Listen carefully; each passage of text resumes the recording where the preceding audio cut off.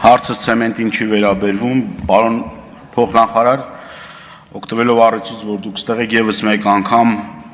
ստիպված եմ խնդիրը բարձրացնել, հարցը հետեւյալն է, Վրաստանի Հանրապետությունում արդեն տևական ժամանակ է, մոտ ամիս ու կես է, կոնյակ արտադրող մեր գործարարների բեռները ապօրինաբար խոչընդոտվում է իրենց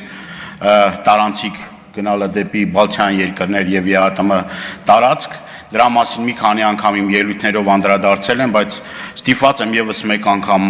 ձեզ հիշեցնել, որ Հայաստանի Հանրապետությունը իր վրա վերցրել է պարտականություն նաեւ իր քաղաքացիների եւ իր արտադրողների շահերը պաշտպանելու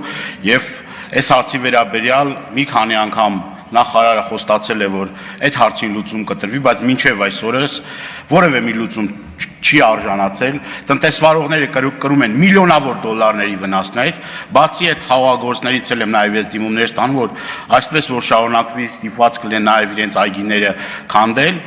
մարդիկ պայմանավորվածություններ ունեն տարբեր խոշոր սուպերմարկետների եւ խանութների ցանցի հետ, եւ այդ պայմանավորվածությունները չկատարելու պարագայում ստիպված են բավականին մեծ գումարներ վճարել, այսինքն կանգնած են փակման շեմին։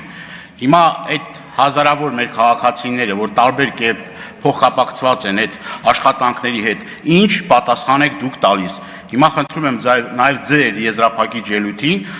ասեք ինչ եք արձանագրել կոնկրետ հստակ, որ մեր արտադրողները իմանան, միջև երբ է շարունակվելու այս վիճակը, կրկնեմ, դա տարանցիկ բեռ է, տարանցիկ բեռը իրավունք չունի կանգնեցվելու եւ ամիսներ շարունակ այդտեղ պահելու, որևէ պատասխան չեն տալիս այդ մարդկանց, որևէ պատասխան չի տրվում։ Եվ այս հարցին մենք պիտի պատասխաններ տանք, որովհետև կրկնում եմ, դա մի մարդ չի, երկու մարդ չի, հազարավոր աշխատատեղերի խնդիր է եւ նաեւ ֆինանսական հսկայական կորուստներ ա կրում։ Շնորհակալություն Լիլիթ Ստեփանյան, համեցեք։